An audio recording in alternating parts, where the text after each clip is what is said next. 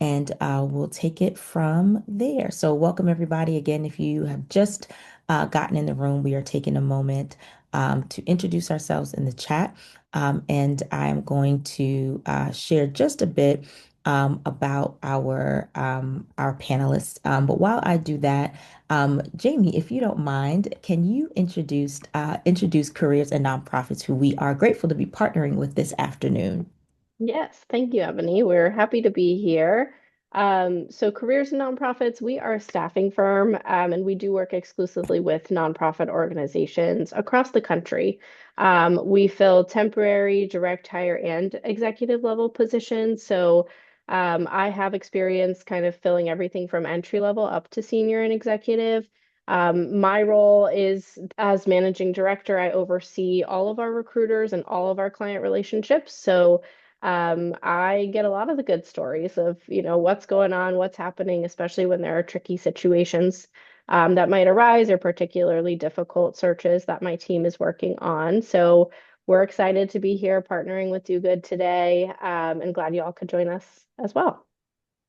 Awesome. Thank you so much, Jamie. So this is our second time partnering, maybe not second, maybe more than that, with Careers and Nonprofits.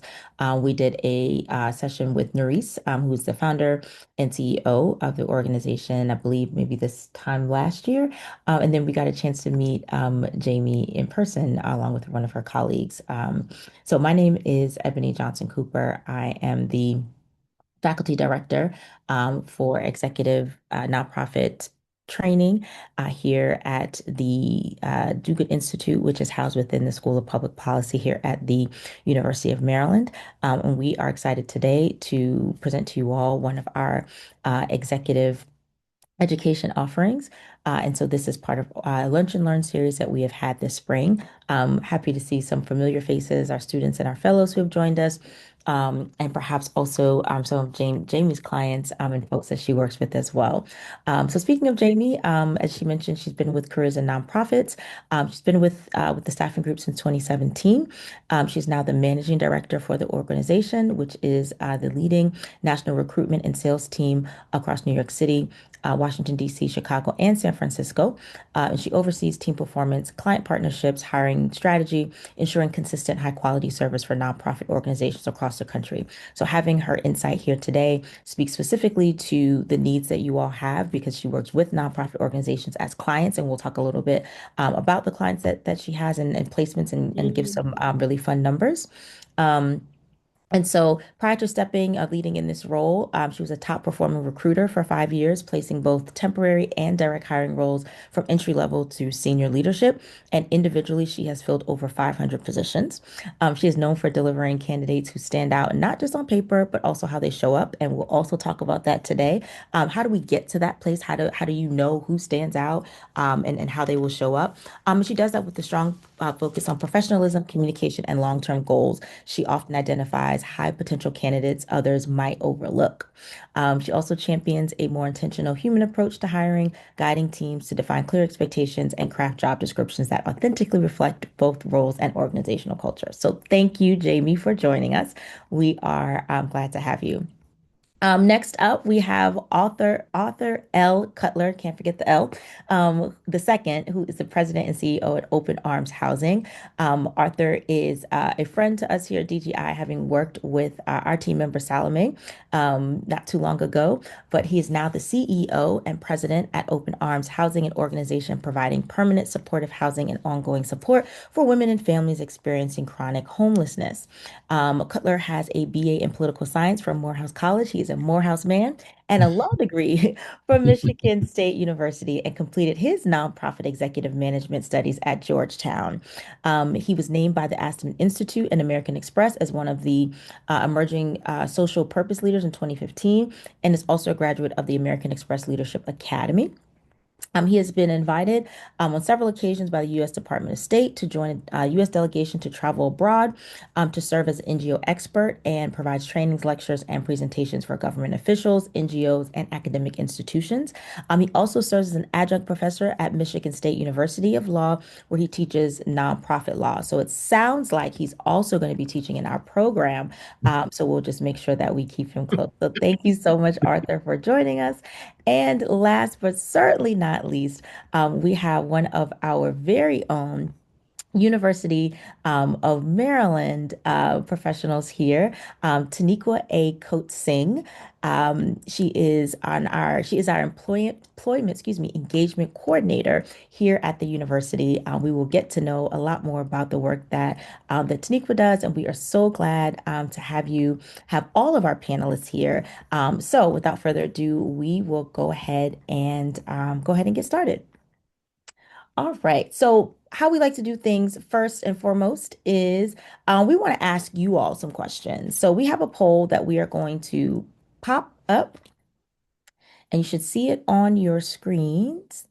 All right. So, don't worry. Hopefully, none of your employers are here. It's okay. The answers are anonymous. So, I am looking for a new job or looking to pivot careers. Yes or no? We promise we will not send this out to anybody.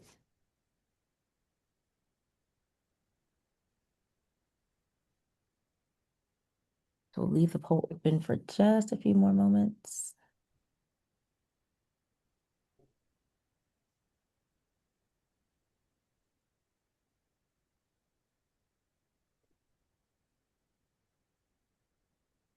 All right. And it looks like we are talking to the right folks in the right room, because overwhelmingly everybody's looking for a new job or looking to pivot. So welcome, welcome, welcome. Your inbox will be overflowing, Jamie. And for students who are currently enrolled in the program, Taniqua, I think you got a whole new portfolio of folks coming your way. So let's get the conversation started.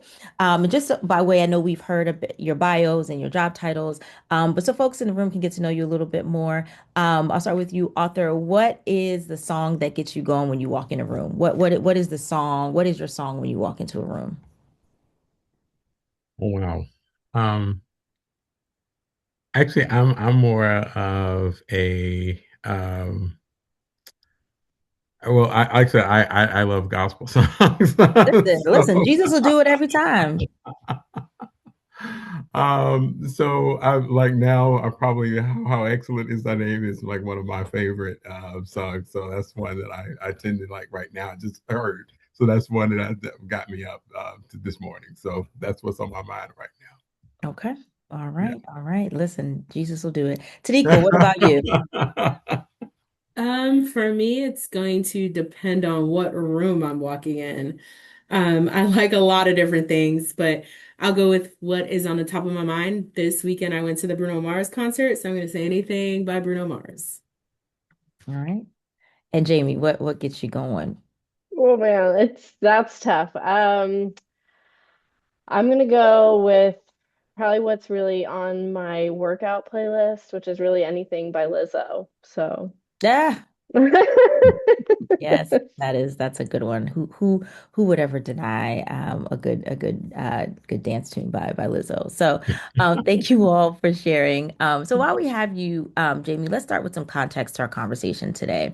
Careers in Nonprofits places around 200 candidates into roles and works with roughly 150 nonprofit clients. So for those again, careers in nonprofits, they have nonprofit clients and they look to those professionals to place in the jobs that their clients have. So you have about 200 candidates and 150 nonprofit clients. So clearly we have more candidates than we do clients. Yet some positions, as you and I, when we spoke, you said that the individual job itself draws more than 200 candidates or 200 applicants. And so that's a pretty big ratio there. So what does that tell us about the state of the nonprofit sector right now? And what should job seekers seek to understand about what's going on? Just to kind of set the scene for everybody today. Yeah. I think it's no secret that the job market overall, not even just the sector, has been really challenging for the last, maybe 2 years at this point. It's been a while. And so there are a lot of people who are looking for work or looking to make a change in their current employment status. And so that is definitely driving a large portion of the applicants that we're getting. However, I would say not all of that does come from applicants. These days, too, But we have always done this because this is our space, but headhunting is a large part of, finding the right people for these positions that we're working on. And so that's really what boosts that number up so high, is that we are also reaching out individually, one-on-one, to people who we find their profiles on LinkedIn or on other job boards. And we're reaching out to inquire if they'd be interested in applying to a position. So you're kind of combining, people seeing positions posted and those people that we are reaching out to. And that's where that kind of 200 number is coming from. What we are seeing right now, though, with kind of the rise of AI, especially, is that applicants are applying faster and to a higher volume of things. So not all of the candidates that are applying, in fact, I would say the majority of the candidates who are applying, most hiring managers would not consider those to be of a high quality. So people are just kind of sending things out into the void, and it's unclear about how is this relevant? How does this track with your career? You're getting people coming from entirely different industries with skill sets that are really different from what maybe the job description is calling for. And so that's also part of what's contributing to us doing so much more outreach now as well to other candidates to find these people who we want ultimately to apply to the positions. But the competition overall, it's big. It's a big moment right now, and it's a tricky market to navigate, I think, as a job seeker. Mhm. I'm going to switch things up just a little bit because you mentioned something about the candidates, and so I want to pull Teniqua in, particularly the role that you sit in, and then we'll go back to our scripted questions. But you work with students and professionals across campus on an everyday basis from the advisor side of the table. So, what are you seeing from candidates as they move through the workforce, and what gaps show up often between how a candidate thinks they're presenting themselves? Because Jamie just said, right, everyone's just sort of throwing these things out, throwing them out, and it's not really landing. So what have you seen about how candidates think they're presenting, and how employers actually see them? Because you get to speak to employers all the time, right? So you get that back of the room perspective. So kind of give us shed some light on what's going on from your perspective. Yeah, I think to piggyback off of what Jamie has already stated, our office, from what we're seeing, candidates or students are definitely applying more broadly, which is why you're having some students who apply and they don't actually meet the requirements. And I feel like it's just very frantic, like I need to get a job, right? So the anxiety is at an all-time high right now. They know it's competitive, but I think many don't know why they're not getting callbacks when it comes to the candidate experience.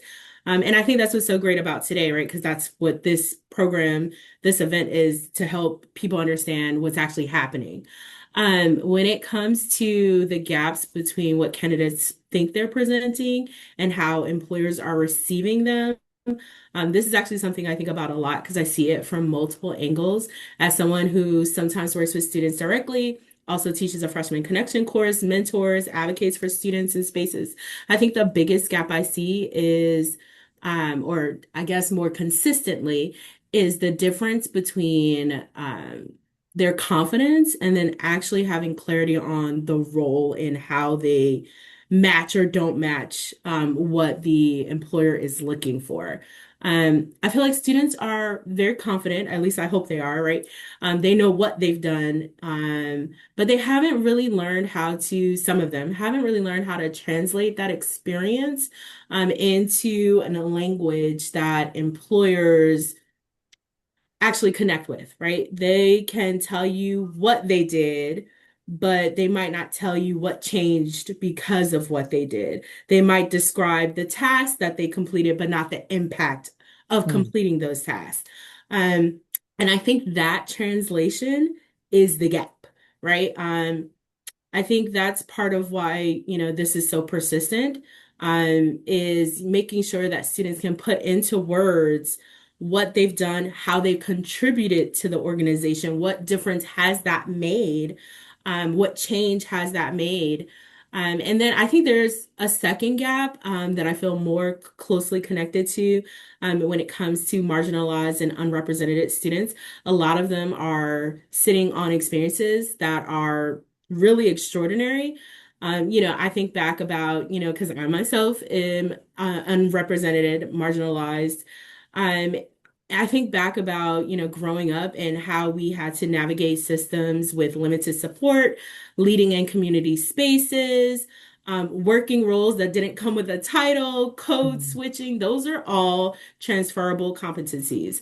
And because they don't look, like the typical type of skill, I think a lot of students don't think about them. They think about a traditional resume. And so then they minimize or they leave out those competencies completely. They don't talk about them, they don't bring them up.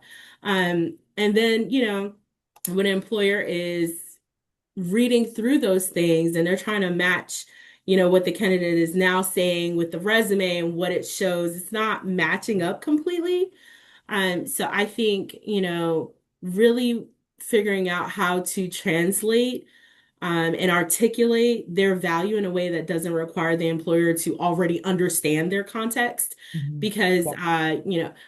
there's an analogy I use with my own students, and it's, dating, getting this job is like a date. You don't go to the date knowing anything, like you don't know anything about this person. You do research beforehand, right? Who they are, how you got connected with them, what they like, right? That's how you pick, the first spot for this date, right? Then when you're actually on the date, that's your interview.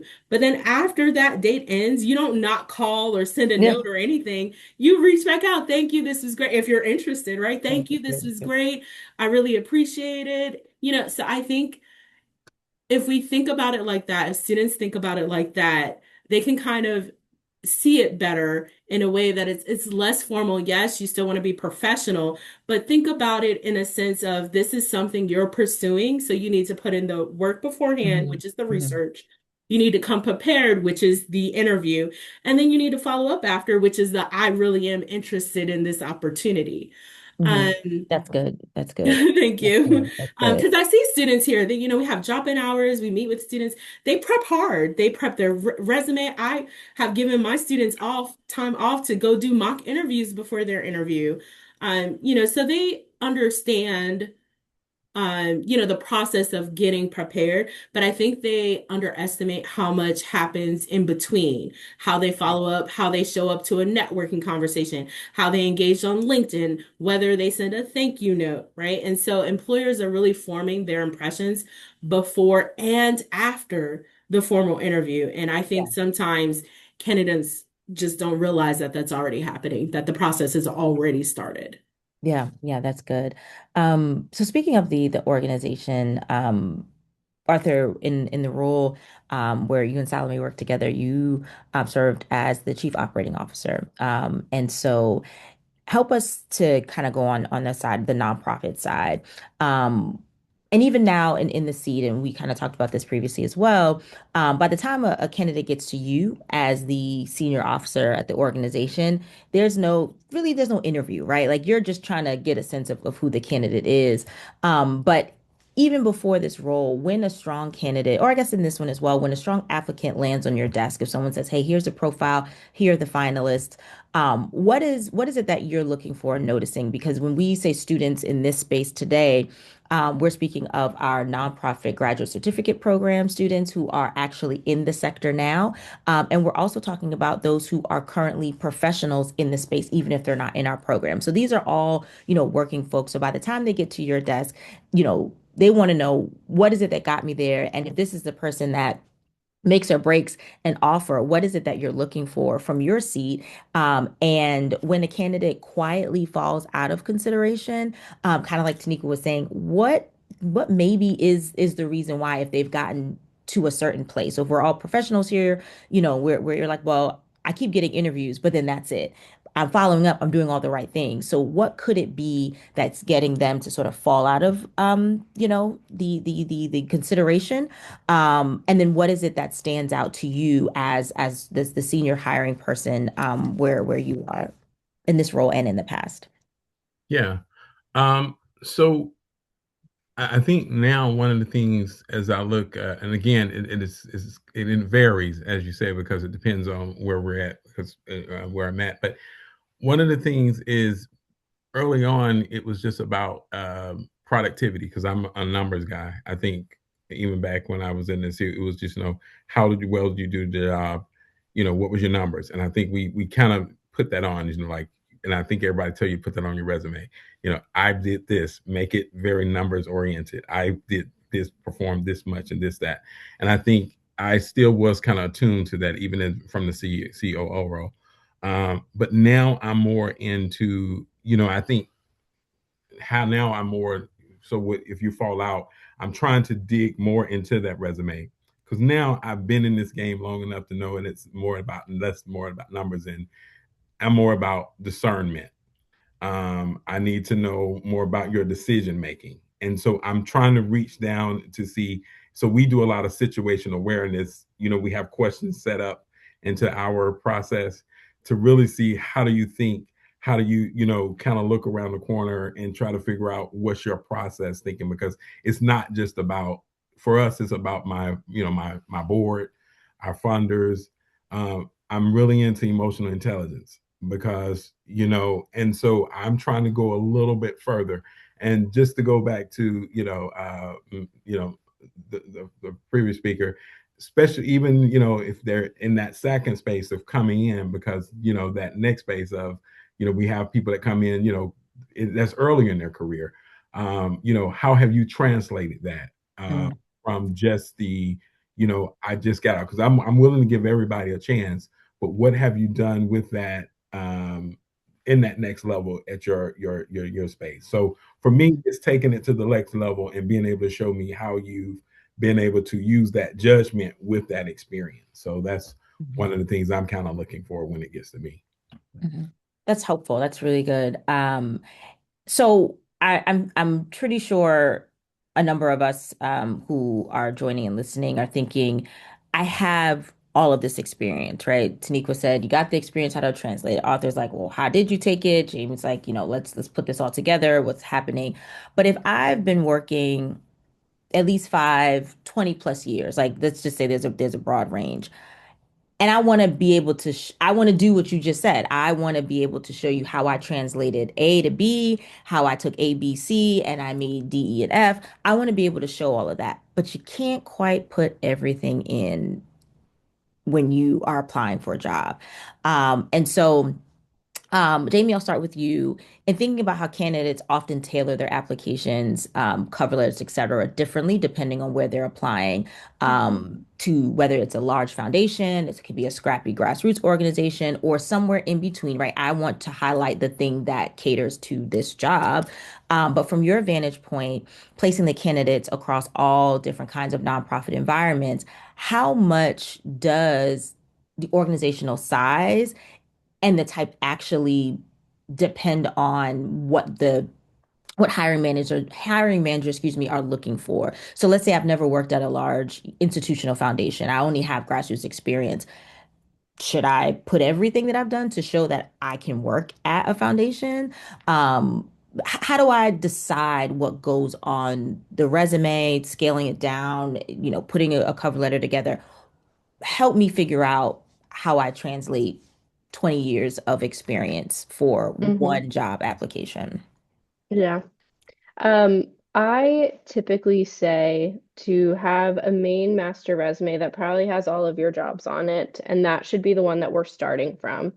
And then within that, I do think it is important to have those quantifiables, that Arthur was talking about, where you're listing the I see quantifiables as an indicator of volume. So, like, what is the volume that you're used to working at? And that can be very helpful when we're translating to what size organization you might be coming in at. So, we see this a lot with like directors of development, per se. Um, one of our clients may have typically they're looking to raise about 5 million a year. Another may be more like 15 million. And to them, it can make a really big difference as to whether or not this candidate has previously worked at that volume. I think it's more important usually for candidates who are actually applying to smaller organizations that you show an aptitude to be able to work in a small teams environment, because that is a much more hands-on, up to your elbows, pick up the slack, do whatever it takes to kind of get the work done. and know that there maybe aren't all the perks that come with like a shiny, fancy, big office space. So I often see hiring managers who are working in larger organizations more willing to take somebody from something small and grow them into something bigger than I do see clients who are willing to take somebody who's been used to working at high volume, really large organizations, and now they're interested in kind of coming down because the biggest question they're going to ask kind of immediately upon looking at your resume is why? Why did they apply to me? Why are they interested in working here? Do they know that we don't have XYZ? Do they know that we are small, that they'd be doing all these extra things that maybe they haven't had to do in a few years? So if you find yourself in that position where you recognize you're making a shift, I think those are great things to kind of call out in your cover letter and just be very transparent about, like, I recognize that you guys do this and this job requires these things. I haven't done those in my most recent position, but I have done them here. I'm kind of pointing to that then on the resume, right? And here's why I'm interested in doing that again. So especially as you're a leader who's growing and maybe leaving some of those tasks behind of the day-to-day duties, it's really important that they're there on your resume to show that you can do them, especially if you feel like you're willing to take on something that is a little bit more grassroots, where your hands are going to be in a lot of things, and you need to have kind of both pieces of strategy as well as like day-to-day execution. Mhm. I saw you nodding, Arthur, as Jamie was talking. What are you thinking? No, I think that's exactly right. And even and I would say personally, that was some of the things as I transitioned from certain places. So I recognize that when someone else is coming to our organization, because we're now a mid-sized when we grew, and so we've been in different stages of that. I think when I first started my organization, when I got to my organization, we were like, and I think at 9, and now we're probably at like 30 now, and so we've had to really adjust in those spaces. But as we have people, I think that's what I look for now as to where on that scale, and are you willing to adjust with us? And so I look for that early on in that resume. And I think I know, there are all these, I don't know, we may go into that a little bit on unwritten rules, but I think that is important because you do have all of these, you only have this many pages of your resume. But I think you really have to tailor that in this space now, because if you know you're coming from that space, I think you have to tailor your resume at that for that specific job. And I know you may be mass producing when you're looking for a job, but I think for those ones that you really care about, you may have to come out of those unsaid rules and really try to tailor it to what may be the needs of this particular organization. You hit on a good point. Jamie mentioned it earlier, and Teniqua sort of alluded to it. So Teniqua, I'm going to start with you around AI. It's the big thing. AI is the new black. Like, woohoo, got it. Um, but what does that really mean? And so AI tools have become, a bigger part of how people write resumes, cover letters. But where do you see candidates learning, or excuse me, leaning in a one size fits all approach when the situation really calls for something more intentional? Um, you know, in the world of AI, you could use it to do anything you want to do. But how are you seeing it being helpful and hurtful to candidates in this process? So, excuse me. So I actually want to be very transparent. I use AI pretty much every day. It really helps with my workload. I use it with my students. So I have like 3 inboxes that I monitor. And so I basically built my own GPT so my students can use that to kind of get the beginnings of a response when they're helping to answer some of these emails. So I think that it's useful, right? So I'm not coming from a don't use it place because that's not realistic. Um, and that's not the point. I think the problem that I see, especially when I'm like teaching my freshman connection course, I have them start using AI, is that in, they're using it and skipping kind of like the reflection part of what you're using it for, right? You're using it to have it write your cover letter. That's not what you should be doing. Number one, your cover letter is going to sound like all the other hundred of candidates that are applying for that job if you do that. Number two, it's going to be very general sounding. It's not going to give any specific examples. It's not going to have your why that someone can connect with, why you want this job, why this organization. So I think it can be useful when you're using it to structure and clean up your cover letter. You write it, and then you have AI clean it up for you. Correct grammar, make sure your tone is appropriate, things of that nature. But if a student isn't doing the work of asking, like, why do I actually care about working for this organization? Then the AI has nothing to really build from or work with. And so that's when you're going to get this very general, sound like everyone else cover letter. And it's going to be very smooth, right? Let's be clear. It's going to be a very smooth, but it's going to be hollow. It's not going to have Mhm. any real you in it. Um, and so I think when it comes to the nonprofit sector specifically, that is actually something that is very important. Why do you want this job? Why do you want to work for this organization? Right? The hiring managers themselves are typically very mission driven. So, they're not looking to just fill the seat. They're looking for someone that gets why this work matters, right? And that cover letter that you're using AI on, that you're not doing any work, it's not going to say that, right? It's not written for that specific organization. It's not talking about how this organization helped out in your community or why you think it's needed because of communities you've seen or that you live in, right? So either of those things for me is for a hiring manager is going to be a flag. I've had hiring managers who said like, so we just closed the job and like 50 of the 75 applicants, all of their cover letters, excuse me, sound the same, right? So when I tell students like, for this assignment, we're going to be using I specify that you should be using it to help you structure what you're writing and sharpen what you're writing.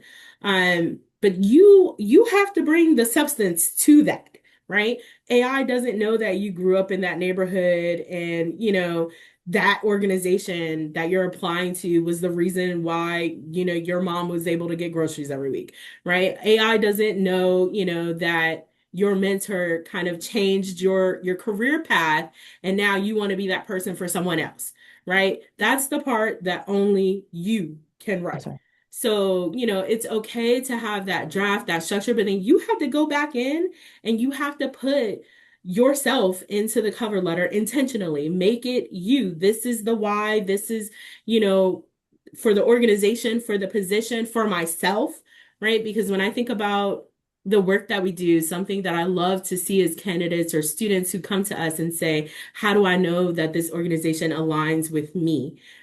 That's huge, right? Because I want you, all of you, to have jobs where you actually care about where you work. You like going to work. You're there 8 hours, right? So you spend more time with these people or in At this least. office than anywhere else in your life, aside from maybe sleeping, right? And so I think it's so important that, if you are using AI, think about it as a collaborator instead of your ghostwriter, right? Hmm. Hmm. That's good. Thank you. Um, so just we're talking, and we know 96% of the people on this today are looking for a job. We're looking to pivot. So let's throw up our second poll really quick. How and where are people submitting their applications? So our second poll is gonna pop up LinkedIn, Idealist, job company site, or other. What platforms do you or have you used to look for a job?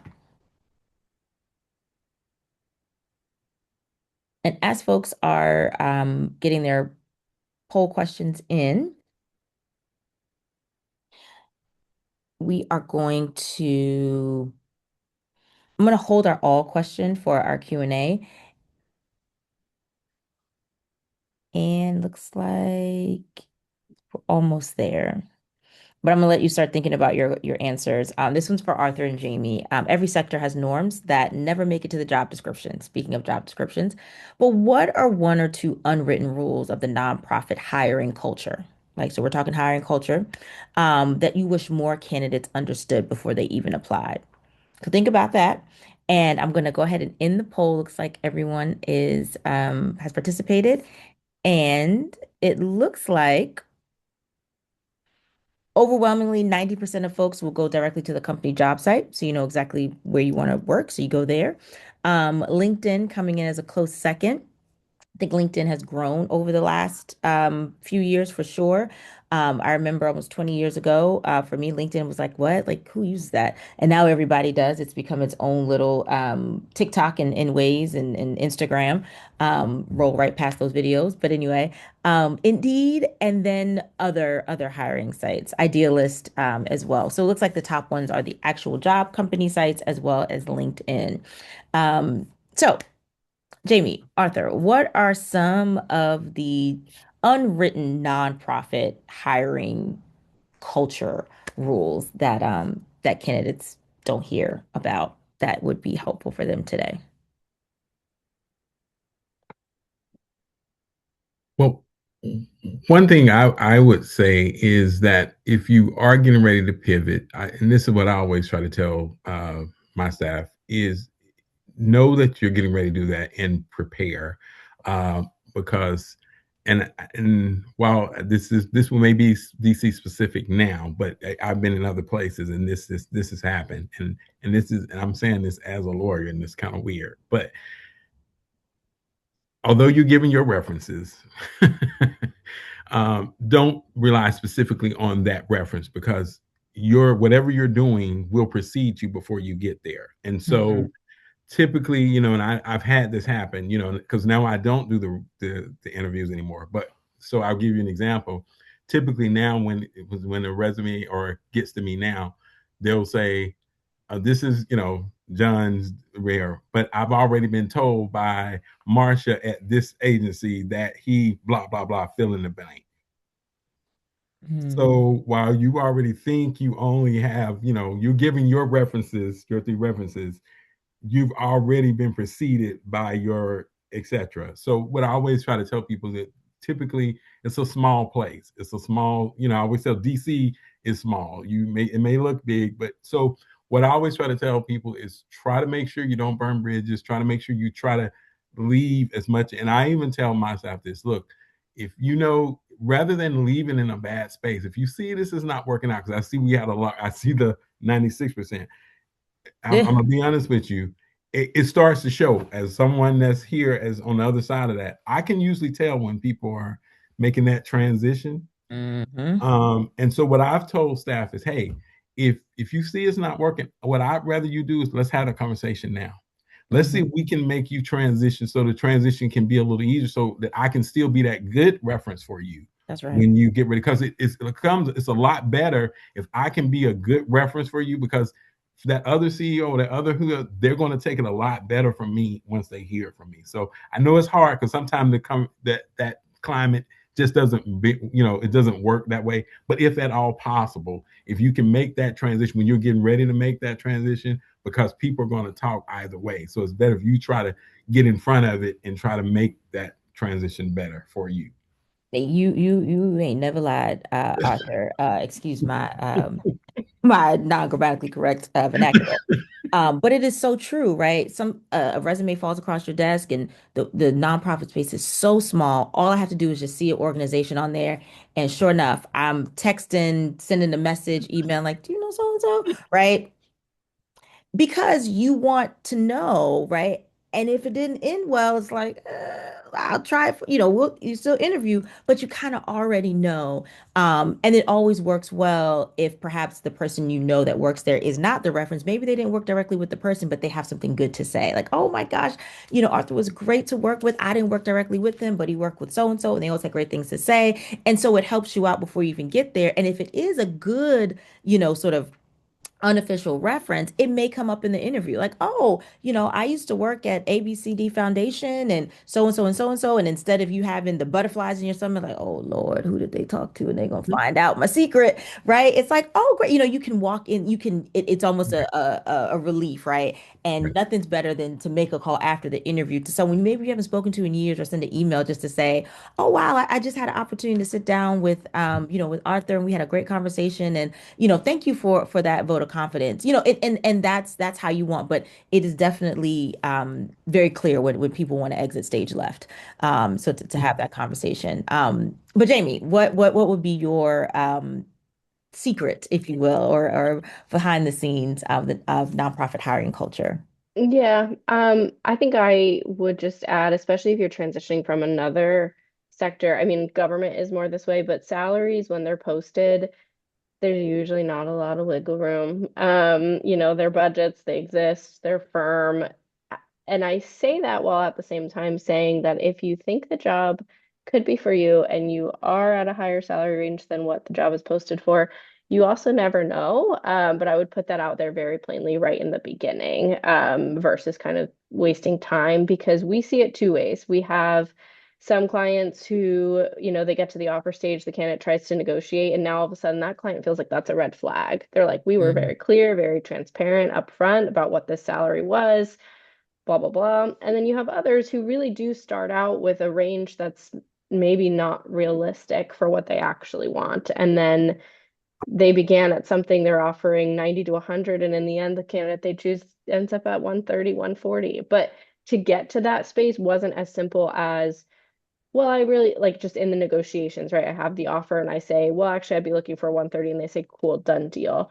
If they're going to make a transition like that, there has to be so much that happens for them internally within their budgets to make that possible. So I think when it comes to salaries, just know that like there's probably not a lot of wiggle room with what you're looking at. But if you see something where you feel like it's really a dream opportunity for you, I also wouldn't discourage you from just applying, but throw it out there in the cover letter so that it is clear upfront. They can eliminate you based off that if it's just not going to be something that they can entertain. But maybe they're in that space where they're like, man, we've been advertising this for a while. We're really just not seeing, wow, this person looks really interesting. I know they're above budget, but maybe that is an internal conversation that we could have. So that's a tricky one. And I know a little controversial for hiring managers, but Mhm. Yeah. tricky. Gotcha, Hmm. no problem. So we're going to get ready to open it up for question and answer. But I do see there are a number of senior folks in the room. And the very last question we had for you, Arthur, I'm going to go ahead and ask that question and then transition into the questions that we have. And so from your seat, as we mentioned earlier, hiring does look a little different, especially at the leadership level. And so what are you looking for specifically when you're evaluating executive or senior level candidates?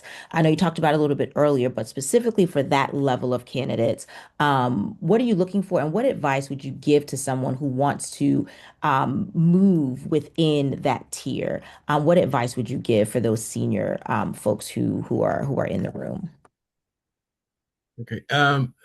Typically for that person, for senior people, because then on that level, I need to make sure, um, at least for a different level of complexity, one that you're definitely, because that typically for me now, you're dealing with a different level of, I guess, different level of people that I have to deal with now. I got my board.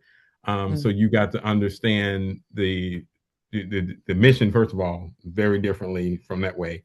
Um, Also, you got to understand our work. You got to understand the external factors, our funding model, how that plays out. So what I would say from that way, because then this has happened, um, a lot of times, and I would say if you're coming from the for-profit world to the nonprofit world, everyone's like, oh, it's less like a business. Well, while that could be true, you no need to business. make sure that it is mission minded. And that had typically happened. And I say that for someone that came from the financial side, and that typically why it didn't work is just making sure that from a senior level that you do understand that that this work is that we have a lot of people that we're trying to do that was mission minded, but we also have to realize we're also community based.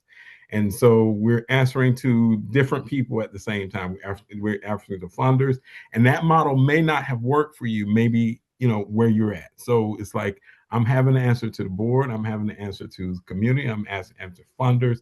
And so being able to see that, and a lot of times when you're coming in and you're interviewing for that position, if you can't understand that contextually and then understand how you fit in. So I'm necessarily trying to, let's just say, trying to see problem solving. The best way I used to say it is that, back in the day, I used to ask for, can you come in and solve a problem for me? Mm, And that was good at a lower level. For a senior person, I don't necessarily need you to just come and solve problems quickly for me, because sometimes here I need you to see it at a higher level, but sometimes I need you to slow it down for the organization. So I need you to come in and see where your role is and how your role is for the organization. So if you're coming in, how you are best fit to when you come in to interview, you need to already have figured out how your role and what your role will do to help the organization move forward as an organization. So I need you to already be thinking from that level when you get in that senior role, and so if I have to push you, and that's what happens in some interviews. It's like if I get in an interview and I'm having to push and I'm having to answer the question, I'm having to ask, it's already, you've lost me. Mm. I'm done at that point, because at that role, to me, you should have done the kind of the research. I might have to give you the nonprofit side of who we are a little bit, but you should have done it. That happens, oddly enough. I can get in and I'm pushing and I'm pushing, and it's, to me, it's like, okay, I can't keep pushing this interview. So if I have to push that much, I'm pretty much. Hmm. That's good. Thank you for that. All right, Mhm. so we're going to pivot. We have a number of questions that are already in the queue, but keep them coming. And what we'll do is if we run out of time, we'll continue the conversation on LinkedIn. This recording will be posted. You'll see the post and we'll throw the questions and we'll tag our panelists if that's okay with them to respond to the questions. How does that sound? All right, thumbs up. Got it. Thanks. All right, so we'll start with the first question. Carly, who's actually one of our nonprofit professional students here, and a fellow. And she says, for those pursuing roles in social media, management, marketing, or communication, what's the best way to present ourselves? Should we include a photo on our resume, add clickable video content to showcase our work?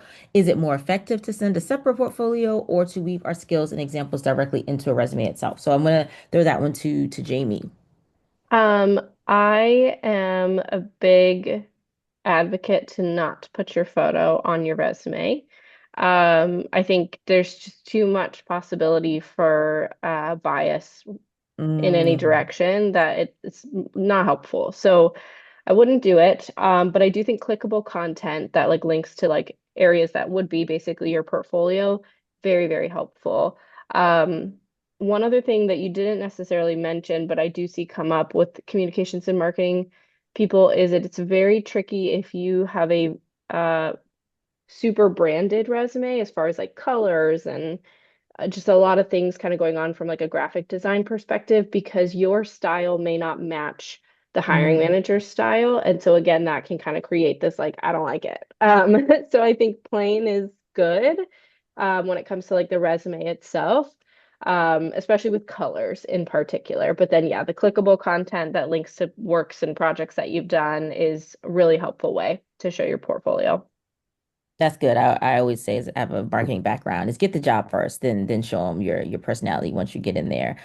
Because you don't want to throw people. I was like, I don't like that font, like creepy font. Like, no thanks, just not interested. Anyway, all right, next question.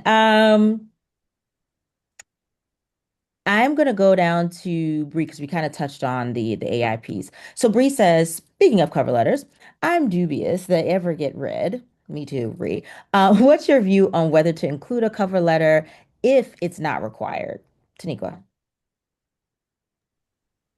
Hi, yes, I think this question is a good one because I think we've all, at some point in the process, wondered if our cover letter is being read.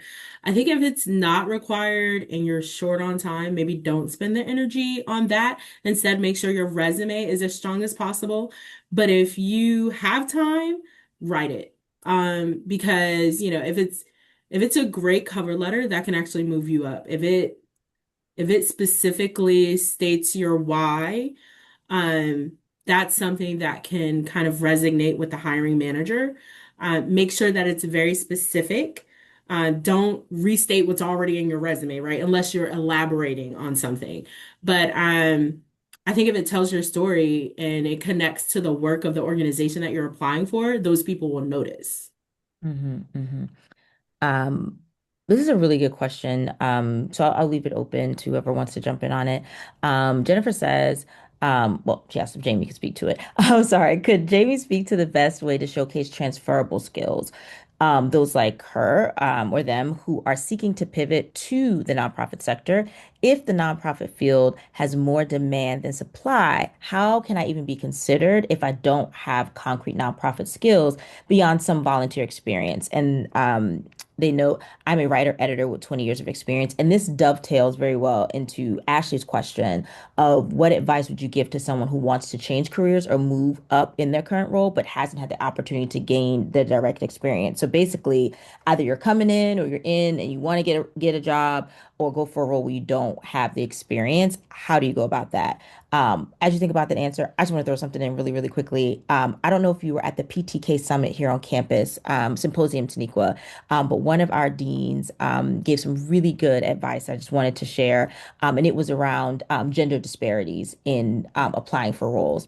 And what Dean Infantino shared was as a white male, he's always getting jobs where he doesn't qualify and he applies anyway. And he said he does it because it's practice, but he applies for the job and he says what he has experienced and the research that he quoted was that most men apply for jobs where they are only 13% eligible. Women, on the other hand, no matter their persuasion, will not apply for the job at all, which could speak to why, never mind, I won't say that. But anyway, why, people are unqualified in jobs. However, they jump off the diving board anyway. Whereas as women, we find ourselves to be a lot more conservative and, having to, dot the I, cross the T, et cetera. But this kind of speaks to the question, what do you do if you don't have the experience? How do you apply? So Dean Infantino would say, absolutely apply. But what would you say? Yeah. Do you want to go to Teniqua first? Oh, no, go ahead. Okay. Um, I do think, applying anyway is definitely a good tactic. Every hiring manager is so different. Whether your resume is going to go through HR versus it's going to go direct to a hiring manager makes a really big difference on how that gets viewed as well. And you won't know that just by kind of applying. These bigger organizations that have HR, tougher crowd, but when it's a Mhm. hiring manager who maybe is less experienced, they usually are looking through these resumes with more of a curious eye, I think, and they're looking for reasons to vet you in to their pile. So I think applying is important. Listing your volunteer experience is important. Don't leave it out. Writing in particular, I think, is an area that's transferable. There's not a lot there about nonprofit writing that's too big of a jump from, kind of writing for other sectors necessarily. I think the biggest lens to think about is a lot of the writing comes from how are our donors going to engage with this content? And so as long Mhm. as you have that idea already and you can kind of speak to that when you're interviewing and, I don't know, there's a lot of different ways to kind of go about showing that you understand that framework. Um, but overall, I think there's transferability there. I think summaries at the top can be really, really helpful for anybody trying to navigate a transition. Because if I'm looking at your resume, I may again ask that question, why? Why are they applying to this? They've never done this before. It's totally new.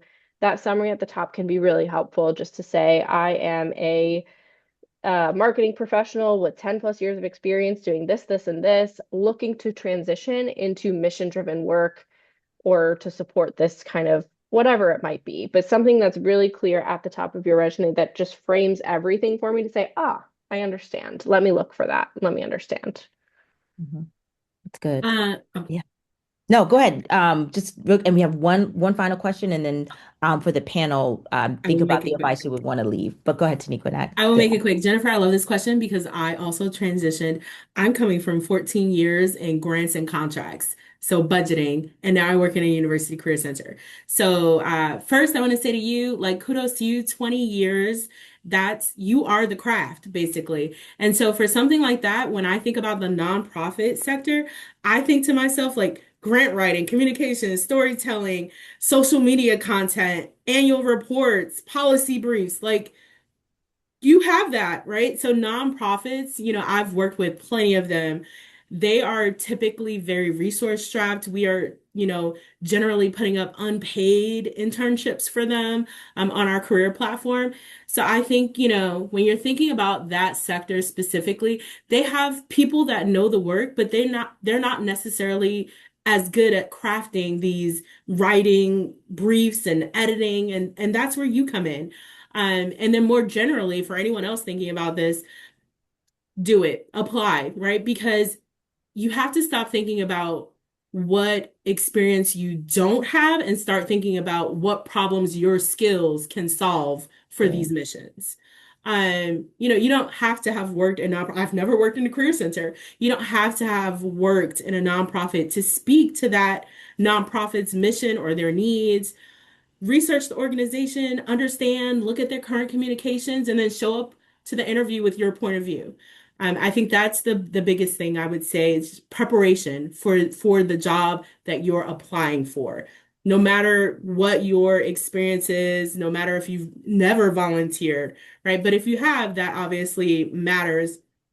you know the that gives you a little bit of an in to kind of speak to what you have done. But then I think the goal for someone that's never worked in this space is again to talk about what problems your skills can solve for that organization, why you're making the move now. Make sure that you have all those narratives ready to go.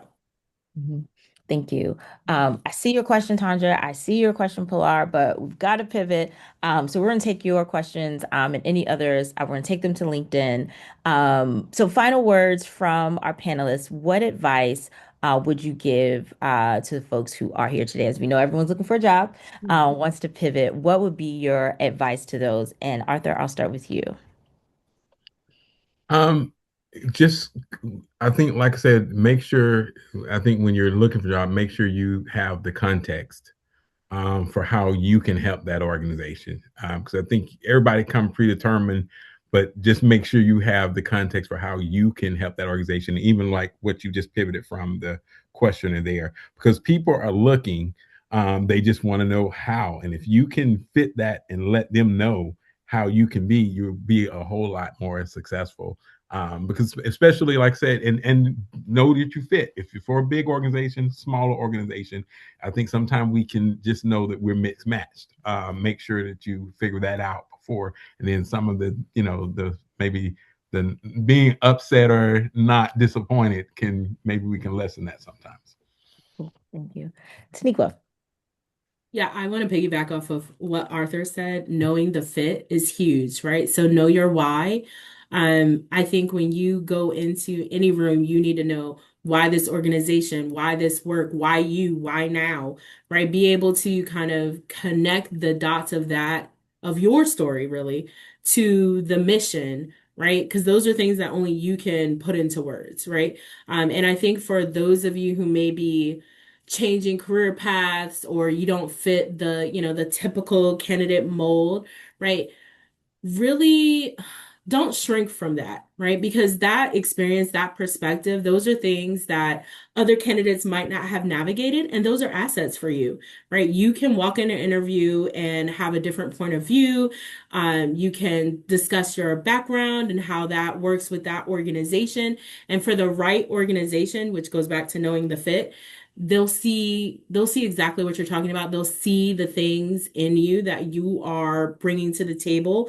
They'll understand how you will work hard for this organization because you know your why and you're articulating that.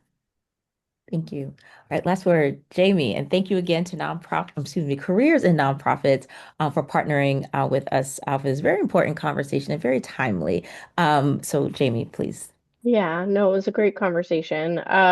I think last thing I would say, I know it seems really basic, but when you do get that chance and you are in the interview rounds, do everything with that highest level of professionalism you can exude. Every email, every phone call, don't answer your phone. Hello, don't do it. Like if you're getting a cold call from somebody, don't answer it. Let them leave a voicemail. Call them back when you're in a quiet Mhm. space. Like every single piece really does matter. So keep that intentionality up throughout the process. Thank you. And thank you so much. For those, everyone who's registered, we do have resources that we will share with you all. If you enjoyed today, we will invite you to be part of our listserv. We'll be doing more of these lunch and learns as we move into our fall semester. And if you are interested in a certificate in nonprofit management and leadership, we have some alum here and current students who will tell you that we have a very robust program. We would love to have you here, and that will also be in the follow-up information. So thank you all so much on behalf of the School of Public Policy at the University of Maryland and the Duke Institute and our partners at Careers and Nonprofits. Thank you to Jamie, Teniqua, and Arthur. It has been a wonderful afternoon. We'll continue the conversation on LinkedIn, so please follow us there. And we look forward to speaking with all of you soon. And all the best in your current roles and your pivots. And please let us know when you land your next job. We'd be happy to hear about it. So thank you all so much. Have a great afternoon, and we'll talk to you soon. Thanks, Ebony. All right. Thank you, Thank y'all. everyone. Have a good one.